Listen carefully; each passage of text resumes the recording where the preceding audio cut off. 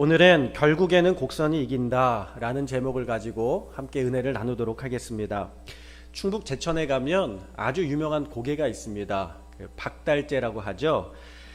우리에게는 울고 넘는 박달재라는 고개로 잘 알려져 있습니다. 이 박달도령과 금봉낭자의 애달픈 사랑으로 인해서 이 박달재라는 이름이 불려지게 되었는데요. 박달도령이 한양으로 과거를 보러 가는 길에 이 고개를 넘어서 아랫마을에 도착을 하게 됩니다. 근데 그곳에서 누구를 만나냐면 운명의 여인을 만나게 되죠. 바로 금봉이라는 여인이에요. 금붕어가 아니라 금봉이라는 여인을 만나게 됩니다. 그곳에서 이 금봉이를 만나서 몰래 사랑을 하게 되었죠. 이 박달의 일이 있었습니다. 한양에 가서 한양에 가서 과거를 봐야 되는 거예요. 그래서 과거를 급제하고 돌아와서 백년가약을 맺겠노라고 언약을 맺고 가게 됩니다. 이 금봉이가 가는 길에 배가 고플까봐 허리춤에 독토리묵을 허리춤에 차서 매달아 주게 되죠. 이 박달이 떠나게 되면서 금봉이가 뭐 할까요? 이제부터 기다리는 거예요. 하염없이 기다리는 겁니다. 이제나 올까 저제나 올까 소식을 들으면서 기다리고 있는데 한 해가 지나고 두 해가 지나고 세 해가 지나도 오지를 않는 거예요. 그렇게 한참을 기다리다가 지쳐서 안타깝게 우리나라의 전래동화의 결말은 꼭 죽어요. 네. 그래서 지쳐서 죽게 됩니다. 하필이면 그때 박달이가 돌아오게 되죠. 슬픔에 빠진 박달은 식음을 전폐하고 매일 슬피 울다가 꿈에 그리던 금봉이가 고개 너머로 올라가는 것을 보게 됩니다. 허상이죠. 허상을 보게 돼요. 박달은 금봉이를 잡으려고 했지만 손에 닿지를 않는 거예요. 그래 금봉이를 끌어 안으려고 하다가 허공에서 낭떠지로 떨어져서 죽게 되었다고 합니다. 그렇게 해서 이 고개가 박달도령의 이름을 딴 박달재라는 이름으로 불려지게 되었어요. 우리나라판 로미오와 줄리엣 같은 그런 이야기죠. 이 박달재의 유명한 약수터가 있다고 합니다. 그래서 이 충북 제천에 사시던 목사님이 박달재를 넘을 때마다 그 약수터를 가서 꼭 거기에서 물을 한 잔 마시고 이렇게 돌아오게 됩니다. 그런데 그곳을 떠난 지 한 10년 만에 가봤더니요, 약수터에 물이 없는 거예요. 메말라 버렸다는 것입니다. 사람들에게 물어봤어요. 왜 여기 약수터 굉장히 좋은데 사람들이 여기서 물 먹고 나도 건강해지고 사람들이 건강해졌다고 소문을 많이 났는데 왜 약수터에 물이 말라버렸습니까? 하고 물어보니까 산 허리에 터널이 뚫리게 되면서 수맥이 끊겼다는 거예요. 그러면서 약수터의 물이 말라버리게 되었다는 겁니다. 그러니까 산 허리에 터널이 뚫리니까 물줄기가 끊겨버렸어요. 아주 좋은 약수가, 그 약수를 먹고 많은 사람들의 몸이 건강해진 약수가 아래 터널이 뚫림으로 인하여서 지하수가 끊기고 수맥이 끊기면서 결국 약수터의 물도 끊어지게 됩니다. 우리가 이 땅을 살아가면서요, 직선으로 가기 위해 편리함을 위해서 많은 길을요, 터널을 뚫습니다. 도로를 뚫습니다. 근데 반면에 사람들은 귀한 약수를 잃어버리는 상실을 겪게 되었다는 것이죠. 우리가 직선의 길을 통하여 편리한 생활을 하지만 반면에 많은 것들을 잃어버리고 있는 것은 아닌가, 우리가 되돌아보면서 생각하는 시간을 가져야 하는 것입니다. 책 곡선이 이긴다에 보면은 그런 이야기를 합니다.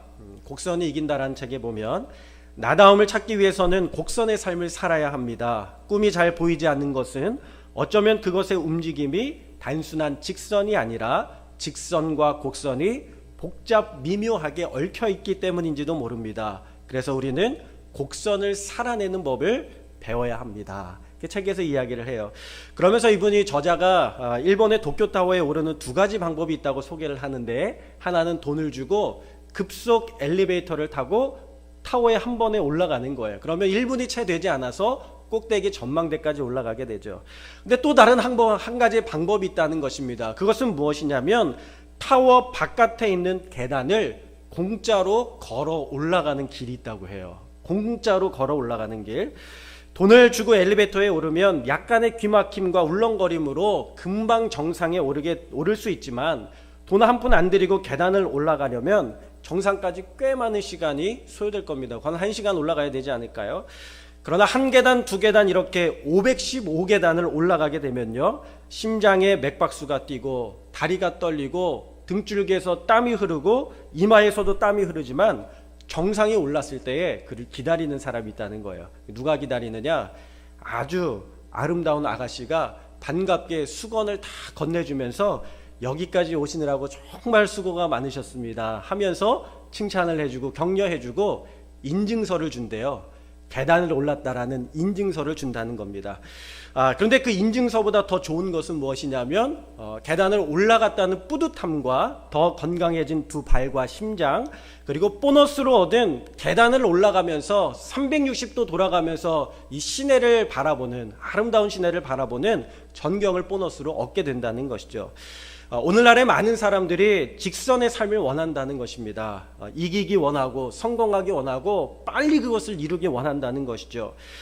직선을 위하여 물줄기가 끊어져 버린 박달재 고개처럼 돌아가고 사랑하고 양보하고 인내하고 참아내주는 곡선의 아름다운 삶의 모습을 점점 잃어가고 있는 우리의 모습을 보게 됩니다.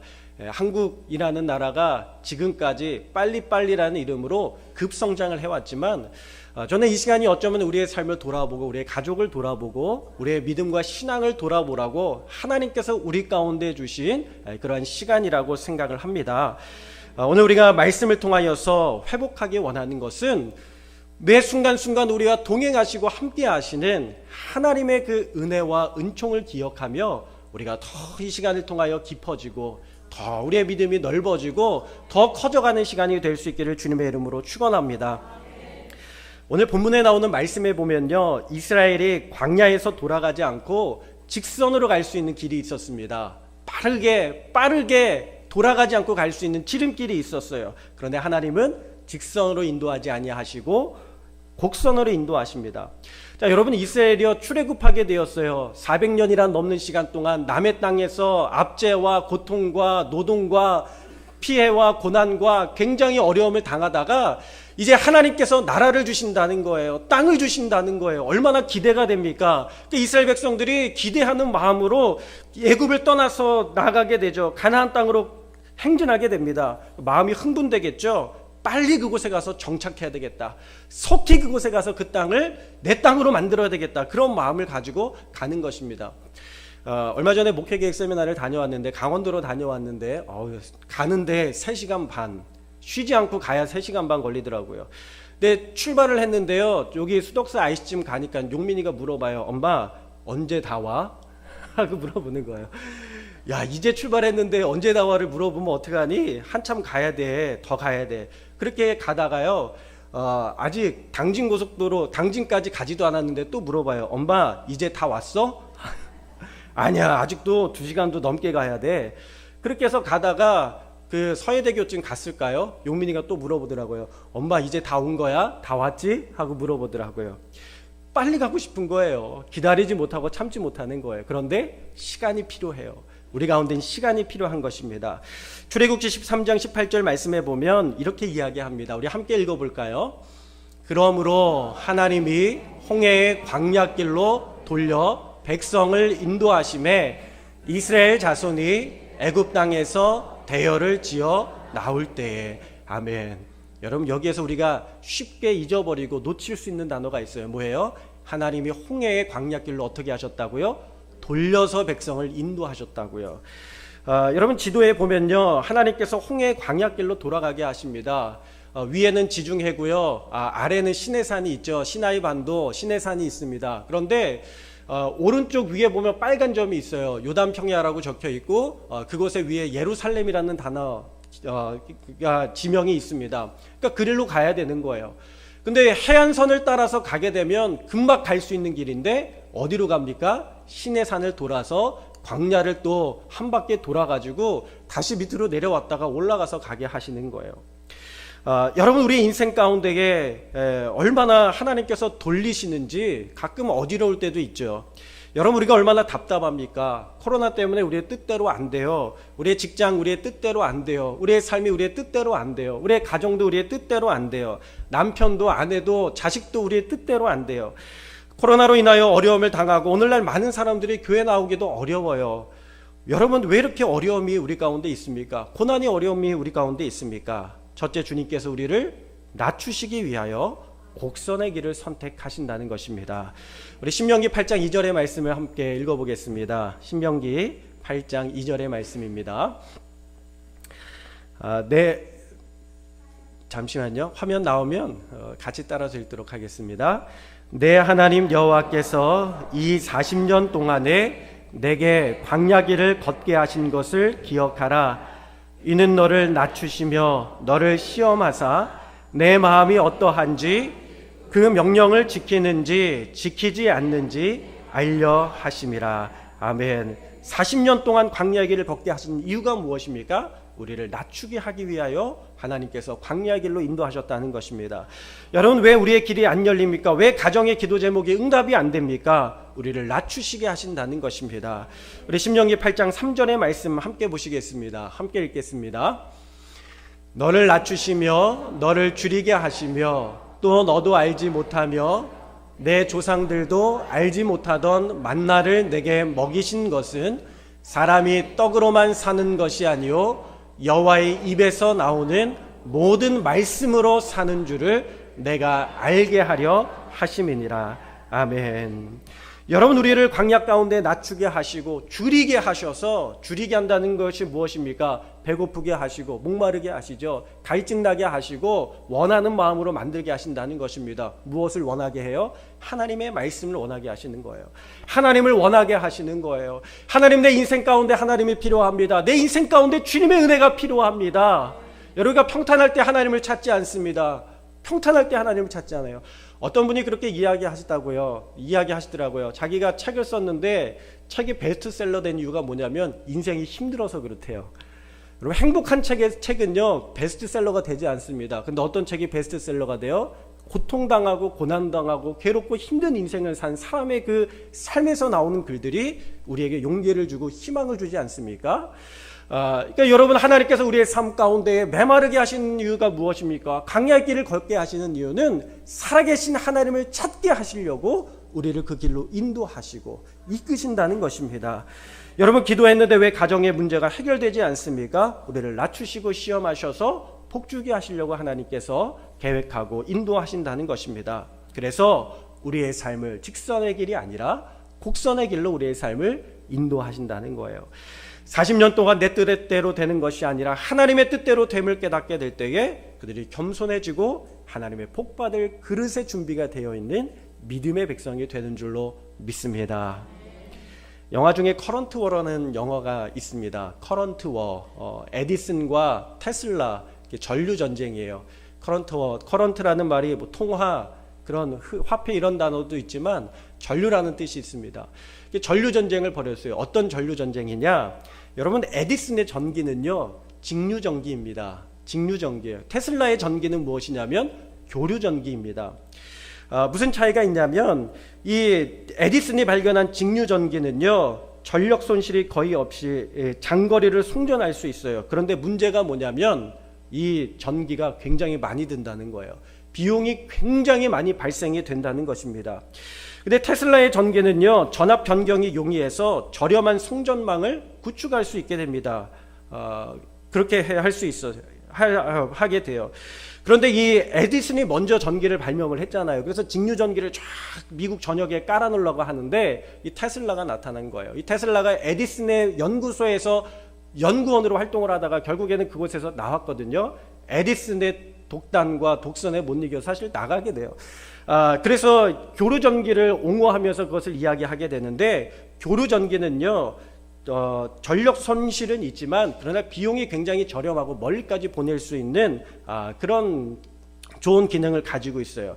멀리 가려면 이 테슬라의 전기를 사용하게 되는 거예요. 근데 결국에 이 전쟁 가운데서 누가 이기게 되냐면 결국 에디슨이 꺾이게 되고요 테슬라가 이기게 됩니다. 우리가 사용하는 전기가 지금 어떤 전기예요? 교류전기예요. 교류전기. 직선이 최고라고 여겼던 에디슨이 결국 교류전기를 발견한 테슬라에게 꺾이게 되었습니다. 여러분, 이 교류전기가 무엇입니까? 올라갔다 내려갔다 올라갔다 내려갔다 하잖아요. 구불구불한 곡선이라는 것입니다. 우리 인생 가운데 곡선일 때에 굉장히 많은 일들을 우리가 해낼 수가 있다라는 것입니다. 여러분, 하천을 보면요 하천이 직선으로 형성된 하천은 거의 없습니다. 하천을 보면 다 어떤 모양으로 되어 있어요? 구불구불한 곡선의 모양으로 되어 있는 것입니다. 이 하천이 탄생할 때 처음에는 약간의 직선의 모양을 거쳤을지 모르겠지만 시간이 점점 지나가게 되면서 안쪽에 타정물이 쌓이고 바깥쪽에 급한 물살이 휘둘러 가면서 깎아내면서 점점 더 완만한 곡선의 형태를 가지게 된다는 것입니다. 여러분, 이 곡선이 하천이 곡선인 덕분에 굉장히 누리는 장점이 많다는 사실을 아세요? 첫 번째는 무엇이냐면 곡선이 되면서 생물들이 살 수 있는 공간들이 만들어진다는 거예요. 거기에 나무가 자라고 거기에 동물들이 뛰어놀고 새들이 와서 머무를 수 있는 공간이 생긴다는 것입니다. 이 강물이 하천이 곡선이 됨으로 말미암아 강물이 많이 차고 넘칠 때에 비가 와서 강물이 많아졌을 때에 넘치지 않도록 그 양을 조절해 주는 것이죠. 충분히 그 양을 조절해 주어서 강물이 넘치지 않도록 해주고, 곡선이면 흙의 면적이 넓기 때문에 비가 오지 않아서 물이 부족할 때에도 그 흙이 물을 머금고 있기 때문에 가뭄의 때 물을 조금씩 흘러내주면서 갈급해하는 나무들과 동물들에게 물을 공급해 줄 수 있다는 거예요. 그리고 쌓인 퇴적물에 무엇이 있죠? 좋은 영양분들이 많이 있어서 농사를 짓거나 생물들이 사는데 아주 큰 영양분을 제공해 준다는 것입니다. 그게 하천은 곡선의 모양을 띠고 있는 거예요. 근데 강물이 일직선이라면 어떻게 될까요? 비가 오면 물살이 너무 세서 다 휩쓸려 가게 되죠. 강 주변으로 물이 흘러서 넘치게 되고 생물들이 살 공간이 만들어지지 않게 되는 것입니다. 여러분, 사람의 인성도 마찬가지지 않겠어요? 사람의 인성이 완만하고 곡선이어야 많은 사람들을 품을 수 있고 부드럽고 용납하면서 다른 사람들과 함께 공동체의 삶을 살아갈 수 있게 되는 것입니다. 직선적인 성격만 가지고 있다면 참 어려울 수 있겠죠. 여러분, 이렇게 곡선의 강줄기가 만들어지는데 필요한 것이 무엇인지 아십니까? 그것은 많은 것 필요하지 않아요. 시간이 필요한 거예요. 시간을 지내면서, 인고의 시간을 지나면서 그러면서 하천은요 곡선으로 변해져 가게 되는 것이죠. 우리 인생도 마찬가지인 줄로 믿습니다. 좋은 인생, 비옥한 인생, 남에게 좋은 영향을 끼치는 인생이 되기 위해서는 인고의 오랜 세월을 우리가 거쳐야 하는 것입니다. 고난이 곡선을 만들어가는 것처럼 하나님께서 우리의 인생을 깎아서 믿음의 사람으로 세우시는 줄로 믿습니다. 여러분, 왜 직선의 길이 아니라 이스라엘을 돌아가게 하신지 여러분 이제 아시겠죠? 우리 신명기 8장 16절의 말씀을 우리 함께 읽어보도록 하겠습니다. 내 조상들도 알지 못하던 만나를 이는 다 너를 낮추시며 너를 시험하사 마침내 내게 복을 주려 하심이었으니라. 아멘. 여러분, 하나님의 마음은요 저와 여러분에게 복 주시기 원하시는 마음인 줄로 믿습니다. 우리 옆에 분하고 한번 인사할까요? 하나님은 집사님께, 권사님께 복 주시기 원하십니다. 네, 하나님께서 복 주시려고 깎으셨다는 거예요. 스페인에 가면 가우디 성당이 있습니다. 가우디 성당이요 150년 동안 만들고 있다고 해요. 굉장히 오래된 성당인데 한국이면 150년 어떻게 기다리겠어요. 15개월이면 뚝딱 만들어 놓고 완성해 놓을 것입니다. 그런데 150년이 넘도록 기술이 모자라서 그런 것이 아닙니다. 어떻게 하면 이 성당을 아름답게 만들 것인가 고민하면서 설계도를 고치면서 그 성당을 작품이 되도록 예배당을 만들고 있다는 것입니다. 이 성당이 예배당이요 2026년도에 완공이 될 예정이라고 해요. 이제 6년 정도 남았는데 그렇게 많은 시간이 있어야 아름다운 것을 만들어낼 수 있는 것처럼 하나님께서 우리를 멈추게 하시는 이유는 무엇이냐면 우리의 마음은 빨리 이루어지기 원하고 빨리 응답되기 원하고 빨리 성취되기 원하지만 하나님께서 우리 가운데 말씀하시는 것은 깎고 낮아지고 깎여져서 하나님을 온전히 바라보는 인생, 그래서 내 힘과 내 능력으로 살아가는 것이 아니라 주님의 말씀에 순종하며 하나님의 말씀으로 따라가는 인생 만들게 하시려고 주님께서 우리를 낮추시는 줄로 믿습니다. 아브라함 보세요. 그가 75세에 하나님을 만나서 하나님의 약속의 말씀을 받고 25년이 지나서 100세가 되던 해에 그의 아들을 얻게 되지 않습니까? 야곱을 보세요. 야곱이 그가 고향 땅으로 다시 돌아와서 성취하기까지 그가 21년이 넘는 시간을 광야 가운데서 이방 땅에서 보내고 낯선 타향에서 땅에서 보내고 있지 않습니까? 요셉을 보세요. 형제들에게 팔려가서 애굽의 총리가 되기까지 10여 년이 넘는 인생을 고난과 광야 가운데서 보내고, 모세는 애굽에서 40년의 시간을, 광야에서 40년의 시간을 보낸 후에 80대가 되던 해에 하나님께서 그를 부르셔서 이스라엘을 출애굽하게 하는 가나안 땅으로 이끄는 지도자로 주님께서 세우시는 줄로 믿습니다. 다윗도요, 왕이 되어서 10년이 넘도록 광야 가운데서 생활을 했을 때에 하나님께서 그의 인생을 존귀하게 하시고, 다윗은 하나님의 말씀 가운데 순종할 수 있는 믿음의 순종을 배우게 되어서 그의 나라가 영원하게 되는 하나님의 놀라운 축복을 받게 되는 줄로 믿습니다. 여러분, 사울은 실패했고요, 다윗은 성공했잖아요. 그 차이가 무엇에 있을까요? 사울은 주어진 것, 완성된 것을 받았지만 다윗은 그가 광야 가운데서 다듬어지고 깎여가면서 과정의 시간을 보냈다는 거예요. 그럴 때에, 광야의 시간을 보낼 때에 그의 왕위가 더욱 견고하게 세워질 수 있는 기반이 될 수 있었던 것입니다. 여러분, 그 시간들은 다윗이 이룩한 것이 아니라 철저하게 하나님께서 허락하신 것임을 깨닫고 하나님 앞에서 겸손하며 하나님의 말씀을 따라 살아가는 삶을 배웠을 때에 하나님께서 그의 인생을 복되게 하시고 축복을 허락하신 줄로 믿습니다. 바벨론의 느부갓네살이라는 왕이 있잖아요. 우리가 새벽에 이사야의 말씀을 함께 나누고 있는데, 그 가운데에는 유다가 망하고 또 아수르가 침략하고, 그리고 그 아수르 강대국이 바벨론에 의해서 망하고, 그 바벨론조차도 페르시아에게 망하게 되며 하나님의 그 역사의 주관자가 되시는 것들을 우리가 이사야의 말씀을 통해서 보게 됩니다. 바벨론에 느부갓네살이라는 왕이 있었습니다. 그가 하나님의 막대기로 쓰임을 받은 존재에 불과했는데 그의 마음 가운데 교만함이 생겼어요. 이스라엘을 넘어뜨리고 무너뜨리고 유다를 점령하고 주변의 모든 나라들을 점령하게 되면서 느부갓네살 왕이 무엇이라고 생각을 하냐면, 이 큰 바벨론은 내가 내 능력과 권세로 건설하여 나의 도성으로 삼았다. 이것이 나의 영광이 아니고 무엇이냐 하면서 그가 교만히 행하게 됩니다. 하나님께서 바벨론을 통하여서 아수르를 벌하시고 유다를 벌하시는 것을 그가 깨닫지 못하고 그가 교만함 가운데 빠져 있을 때에 그가 어떻게 됩니까? 결국 왕궁에서 쫓겨나서 소처럼 풀을 먹으며 미친 사람처럼 7년 동안을 왕궁에서 쫓겨나서 살아가게 되다가 그 자신이 광야에서 얼마나 하찮은 자인지, 얼마나 보잘것없는 자인지를 깨닫고 나서 다시 왕궁으로 돌아오게 되지 않습니까? 여러분, 우리가 이 땅을 살아가면서 배워야 될 것은 하나님의 말씀에 순종하는 것, 두 가지만 잘 배우면 됩니다. 하나는 하나님이 얼마나 위대하신 분이신지, 얼마나 영광스러운 분이신지 아는 것이고, 두 번째는 내가 얼마나 연약하고 죄악된 인간인지를 깨닫게 되는 것, 그것이 바로 은혜인 줄로 믿습니다. 하나님은 이스라엘에게 광야에 하나님 앞에 번제 드릴 때에 고운 가루로 제물을 드리라고 말씀을 하십니다. 여러분, 고운 가루를 드리기 위해서 어떻게 해야 되냐면 그것을 맷돌에 갈아야 되는 거예요. 갈아야 되는 거예요. 그게 갈려야 그것이 고운 가루가 되는 것입니다. 여러분, 우리 인생의 고운 가루를 하나님 앞에 드려지기 위해서 어떻게 해야 됩니까? 우리가 고난 가운데 갈려지고 광야 가운데 갈려지고 우리가 고통 가운데 갈려지면서 우리가 부드러운 제물이 되어서 하나님 앞에 온전하게 드려지게 되는 줄로 믿습니다.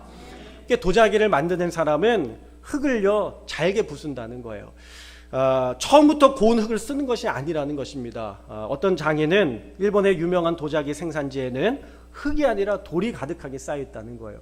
왜 흙이 아니라 돌이 가득하게 돌이 쌓여 있지? 보니까 이 돌을 깨뜨리는 거예요. 깨뜨리고 또 깨뜨리고 그것을 갈고 갈아서 아주 고운 흙으로 만든다는 것입니다. 그래서 미세한 가루가 되게 해서 그 가루를 가지고 도자기를 만들 때에 품질이 좋은 작품이 나올 수 있게 된다는 것입니다.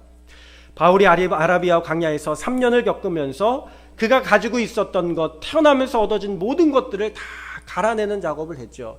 갈아내면서 주님의 말씀으로 새롭게 변화되어지고 증명되어지는 작업을 하게 됩니다. 여러분, 하나님께서 우리의 삶을 새로운 그릇으로 만드시는 줄로 믿습니다. 우리가 질병으로 인하여 또 전염병으로 인하여 고통을 받는 이 시간들이 여러분 마음 가운데 어떻게 생각하고 계신지 모르겠어요. 빨리 치료제가 개발이 되고 빨리 백신이 개발이 되어서 빨리 일이 끝났으면 좋겠다. 여러분, 언젠가 하나님께서 끝나게 하실 것입니다. 근데 우리가 가져야 될 것은 무엇이냐면 그 과정을 주신 하나님 앞에서 우리가 배워야 될 것들을 배워야 된다는 거예요. 그것을 배우지 못하고 지나간다면 이 고통과 어려움과 고난의 시간이 헛된 바람과 같은 시간이 될 수도 있다는 것입니다. 그럼 말씀 앞에 엎드리는 법을 배우시고 순종할 수 있는 법을 배울 수 있는 저와 여러분 다 될 수 있기를 주님의 이름으로 축원합니다. 그래서 하나님은요, 하나님을 알게 하시기 위하여 곡선을 우리 가운데 주신 것입니다. 출애굽기 13장 21절에서 21절 말씀해 보니까 여호와께서 그들 앞에 가시며 낮에는 구름 기둥으로 그들의 길을 인도하시고 밤에는 불 기둥을 그들에게 비추사 낮이나 밤이나 진행하게 하시니. 할렐루야. 하나님께서요, 이스라엘 백성들을 보내놓으시고선 버리신 것이 아니에요. 그들과 함께 가셨어요. 더 놀라운 말씀은 그들보다 앞서서 가셨다는 겁니다. 앞서서 가서 미리 길을 다 닦아 놓으시고 준비해 놓으신 거예요. 여러분, 우리가 고난의 길을 걸어가면서 나 혼자 고난의 길을 걸어간다고 생각하지만 아닙니다. 하나님께서 앞서 가셔서 우리의 길을 복된 길로 예비해 놓으시고 닦아 놓으신 줄로 믿으시기를 바랍니다. 그리고 걸어가는 동안에 주님께서 우리와 함께 하시고 동행하심을 믿을 수 있는 저와 여러분 다 될 수 있기를 주님의 이름으로 축원합니다. 여러분, 함께 가다 보면요, 그 사람이 누군지를 알게 돼요. 함께 살다 보면 그 사람이 어떤 사람인지를 알게 돼요. 어떤 분이 그러더라고요. 사람을 알려면 산을 타보라고 그러더라고요. 산을 함께 타보면 된다고. 어떤 목사님이 설악산 대청봉을 올라가는데 성도님들과 함께 올라가는 거예요. 남선교회하고 함께 올라가는데 5시간이면 올라가면 된다는 것입니다. 그래서 올라가서 삼겹살을 구워 먹자고 이 배낭에 삼겹살을 챙기고 또 밥 해 먹어야 되니까 쌀을 챙기고 또 밤에는 추울 테니까 침낭을 챙기고 물을 짊어지고 그렇게 15km를 20km를 짊어지고 산에 올라가는데 5시간이면 올라갈 줄 알았는데 초짜들인 거예요. 처음 올라가는 거예요. 5시간이면 올라갈 줄 알았는데 12시간을 올라갔대요. 분명히 낮에 올라갔는데 올라가다 보니까 해가 어두워지고 이 후레쉬도 가지고 오지 않아가지고 밤새도록 산길을 헤매다가 밤 늦게 돼서야 어디에 도착했느냐? 감사하게 산장에 도착을 했다는 것입니다. 그 산장에 도착을 해서 밥을 먹으려고 하는데 죽을 만큼 힘든 거예요. 그러니까 입에 단내가 나는데 삼겹살이 들어오겠어요? 가져간 삼겹살 먹지도 않고 밥도 먹지도 않고 산장에 갔더니 컵라면도 있고 산장에 갔더니요, 자려고 침낭을 폈는데 산장에 모포를 2,000원에 대여를 해준다는 거예요. 근데 그마저도 산장에 불을 얼마나 뜨끈하게 지폈는지 속옷만 입고 잤다는 거 아니겠습니까? 그러니까 가져간 삼겹살도 필요 없었고 쌀도 필요 없었고 가져간 침낭도 필요 없었고 괜히 무겁게 지고 올라간 거죠. 가져간 짐이 다 소용이 없었어요. 그렇게 서투른 사람들끼리 1박 2일을 걸리고 다녀오는데 어떤 사람은 인대가 늘어나고 어떤 사람은 대상포진이 걸리고 어떤 사람은 다리 아래 베겨서 걷지를 못하고 그냥 너무 함께 고생을 하는 거예요. 근데 가다가 이 목사님이 좀 뚱뚱해요. 뚱뚱하고 좀 짧아요. 네. 다리가 얼마나 무리가 되겠습니까? 그게 쓰러진 거예요. 쓰러지니까요, 이 함께 가시던 분들이 남자들이 달려들어가지고 다리를 막 주물르는 거예요. 얼마나 세게 주물렀는지 그냥 목사님 하면서 4명이 달라붙어서 다리를 주무르는데 다시 일어나서 걷는데 다음날 보니까요, 다리가 시퍼렇게 멍이 들어있더래요. 얼마나 세게 주물렀는지. 처음에는 생각해보니까 주무를 때는 아유, 이분들이 나를 정말 사랑하나 보다 아끼나 보다 생각을 했는데 알고 보니까요, 목사님 쓰러지면 누가 업고 가야 돼요. 네. 그러니까 목사님 일어나야 됩니다. 걸어가야 됩니다 하면서 이 다리를 세게 주물렀다라는 것이죠. 여러분, 그렇게 간절한 마음으로 온 힘을 다해서 주물른 거예요. 그렇게 굽이굽이 길을 함께 가다 보니까 다 알게 되더라는 거예요. 누구는 요리를 잘하고 누구는 배려를 잘하고 누가 리더십이 있고 누구는 체력이 있고 누구는 말을 잘하고 어떤 생각을 하게 되는지 함께 가다 보니까 다 알게 되는 것이죠. 오늘 말씀에 보면은요, 하나님께서 광야의 길을 함께 가셨다고 말씀하고 있지 않습니까? 신명기 8장 3절에 보면 이렇게 이야기하고 있어요. 내가 알게 하려 함이니라. 알게 하려 함이니라. 여러분, 우리가 이 땅을 살아가면서요, 하나님의 말씀으로 사는 것을 알게 하고 하나님을 알게 하기 위하여 하나님께서 우리의 삶을 광야 가운데로 인도하신다는 것입니다. 여러분, 이 시간을 통하여서 더 주님을 깊이 알고 더 주님을 깊이 있게 만날 수 있는 우리 후각교회 모든 성도님들이 다 될 수 있기를 주님의 이름으로 축원합니다. 그들이 고난의 길을 가면서 하나님을 알게 되고요, 홍해를 돌아가지 않아도 되는데 홍해를 돌아가게 되면서 그들이 홍해바다를 가르신 하나님을 만나게 되고, 출애굽의 그 강력한 철 군대와 병거를 그 홍해바다에 수장시키신 하나님의 놀라운 구원의 역사와 능력을 그들이 깨닫게 되는 것입니다. 그들이 광야 가운데 가면서 날마다 신실하게 만나와 메추라기로 먹이시는, 만나로 먹이시는 하나님을 경험하게 되고요, 밤에는 불기둥으로 낮에는 구름기둥으로 보호하시고 지키시는 하나님을 만나게 되는 줄로 믿습니다. 그들이 부르짖을 때마다 하나님께서 함께 하심을 깨닫는 것입니다. 그들이 홍해를 건너면서 주님 앞에 부르짖을 때에 그들이 뭐라고 노래를 부릅니까? 여호와는 나의 힘이요 노래이시며 나의 반석이시며 나의 구원이시라. 저절로 시인이 되었어요. 시인이 되었어요. 하나님을 만나니까 그 인생 가운데 시가, 찬양이 저절로 흘러나오게 되는 것입니다. 우리가 죽을 일 앞에서 하나님께서 나를 구해 주시고 애굽의 군대를 수장시키시면서 하나님께서 우리의 생명을 살려주셨습니다. 하나님이 우리의 구원이 되시고 하나님이 우리의 도움이 되시며 하나님이 우리의 생명이십니다. 그들이 하나님을 광야 가운데서 깊이 있게 만나게 된 줄로 믿습니다. 여러분, 오늘 이 광야의 시간 가운데에 하나님을 만날 수 있는 저와 여러분 다 될 수 있기를 주님의 이름으로 축원합니다. 직선의 길이 아니라서 마음이 조급한 분들이 계신지 모르겠어요. 왜 내 인생은 돌아만 가야 하는가? 그러나 그 가운데에서도 하나님께서 함께 하심을 믿으시기를 주님의 이름으로 축원합니다. 이여령 박사님이 한국의 지성인이라고 불리는 분입니다. 이분이 충청도 사람인 거 아세요? 충남 아산에서 태어났어요. 이 딸 이민아 씨가 암에 걸리면서 이분이 무신론자였는데 믿음의 사람, 신앙인으로 변화되고 예수를 믿고 구원받은 사람이 되어서 굉장히 좋은 그 신앙과 믿음의 글들을 사람들에게 전하고 있습니다. 근데 신문에 기고한 글 중에 이런 말이 있었어요. 시계가 똑딱똑딱하고 우는 이유에 대해서 이야기를 하더라고요. 여러분, 시계가 똑딱 어떻게 해요? 똑딱똑딱하고 가죠? 요즘 전자시계라서 그렇지 않지만 옛날에는 똑딱똑딱, 또 뭐라 그러죠? 째깍째깍 이렇게 하잖아요. 근데 여러분 잘 들어보시면요, 정말 시계가 똑딱똑딱해요? 아니에요. 어떻게 해요 그러면? 똑똑똑똑 하고 똑같아요. 그런데 우리가 그것을 똑딱이라고 이야기를 하잖아요. 전 세계가 그렇게 듣는다는 겁니다. 그래서 영어로는 틱톡 이렇게 하죠. 왜 그럴까요? 우리의 인생에 명암이 있다는 것을 이야기하는 거예요. 살 때가 있으면 죽을 때가 있고, 아플 때가 있으면 나을 때가 있고, 승리할 때가 있으면 넘어질 때도 있고, 넘어질 때가 있으면 다시 일어날 때가 있고, 우리 인생 가운데 상과 사가 있는 거예요. 기쁨이 있으면 아픔도 있는 거예요. 빛이 있으면 어둠도 있는 것을 말하기 위하여서 인생은 이런 것이다 해서 똑딱똑딱 이렇게 이야기를 한다는 것입니다. 근데 사람들은요, 수위를 생각하지 않습니다. 기저귀가 있으면 수위가 있잖아요. 근데 수위를 생각하고 살지 않아요. 기저귀를 차고 있으면 사람들은 달라고만 합니다. 아이들 달라고만 하죠. 주지 않아요. 먹고 싸는 것이 일입니다. 그런데 오늘날의 많은 사람들이 그렇게 살아간다는 거예요. 죽음을 바라보지 않고 하나님의 뜻을 바라보지 않고 내 것을 가지려고만 하고 내 그릇에 채우려고만 하고 배설하기만 하는 것이 인생의 모습이라는 것을 이어령 교수님은 그 시계의 똑딱 소리를 가지고 이야기를 합니다. 여러분, 우리가 곡선의 삶을 살아가야 하는 이유가 무엇입니까? 쉼을 바라보고 죽음을 바라보고 인내하며 양보하며 나눌 줄 아는 딱의 인생을 함께 살아갈 때에 우리의 삶은 복된 삶이 되는 줄로 믿습니다. 그것이 바로 고난이나 또는 질병이 주는 울림과 가르침이라는 것이죠. 이 시간을 통해서 하나님의 만드신 자연을 바라보고 힘들고 아파하는 주변의 사람들을 함께 우리가 돌아보고 우리의 인생의 직선의 인생이 아니라 곡선의 인생, 나누며 섬기며 사랑하며 함께 살아가는 그러한 믿음의 성도들이 다 될 수 있기를 주님의 이름으로 축원합니다.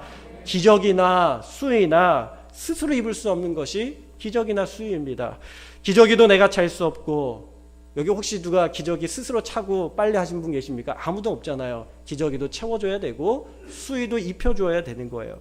수의도 내가 내 힘으로 입을 수 없고 누군가 입혀줘야 한다면 처음과 끝의 인생을 남의 손을 빌려서 사는 인생이 얼마나 대단한 인생이라고 말할 수 있겠습니까?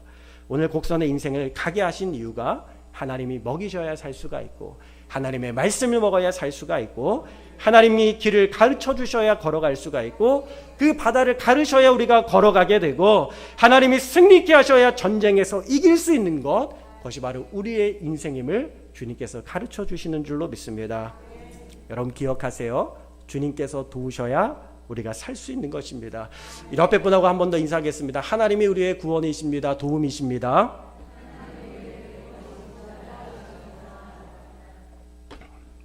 마지막 한 가지 이야기만 하고 마치겠습니다.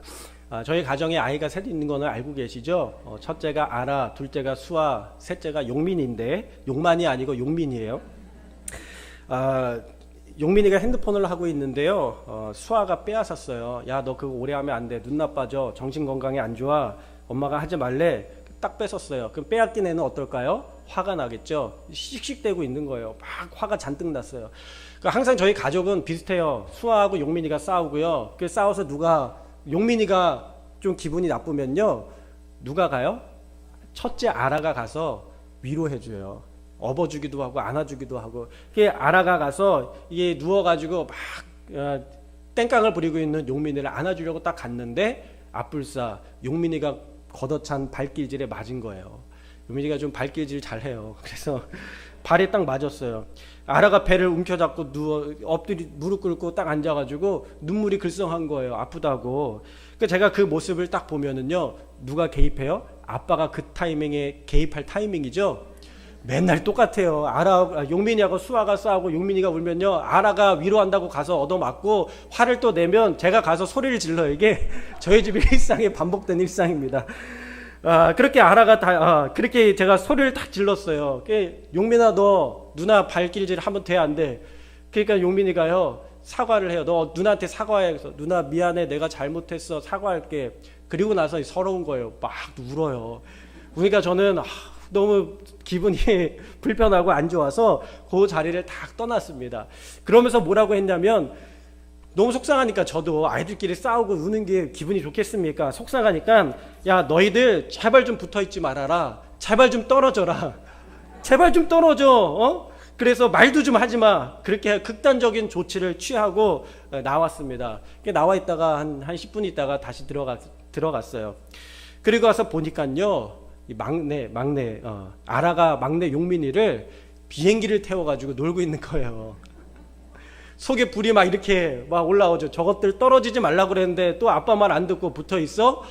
비행기를 막 태워주고 있는데 막 화를 내려고 했는데요, 보니까요, 애들이 깔깔대고 웃어요. 낄낄대고 웃어요. 방금 전에 분명히 발길질로 해서 걷어차고 싸우고 울었던 아이들이, 아빠한테 혼나서 울었던 아이들이요, 떨어지라고 해서 분명히 떨어졌는데 같이 붙어서 살을 맞대고 놀면서 깔깔대고 웃고 있는 거예요. 그럼 제가 혼냈을까요? 안 혼냈을까요? 안 혼냈어요. 안 혼냈어요. 그러면서 속으로 뭐라고 생각했냐면, 내가 틀렸구나. 내가 틀리길 잘했다. 아이들이 내 말대로 자라주지 않아서 참 다행이다. 여러분, 말도 하지 않고 떨어져서 얼굴도 보지 않고 자라면 이 자녀들이 어떻게 되겠습니까? 콩가루 집안이죠. 그런데 아이들이 아빠 말 들어주지 않아서 얼마나 고마운지. 네, 여러분들 자녀 보면서요, 내 말 듣지 않아서 자라줘서 참 다행이다 생각되시는 분들이 있을 거예요. 하나님께서 자라게 하시는 줄로 믿습니다. 하나님께서 우리의 인생을 이끄시는 줄로 믿습니다. 하나님께서 우리의 삶을 인도하시는 줄로 믿습니다.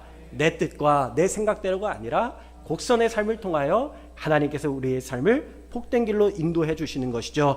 우리의 생각과 고집이 깨어질 때에 하나님의 역사가 우리의 삶 가운데에 가득가득하게 복으로 충만하게 채워질 줄로 믿습니다.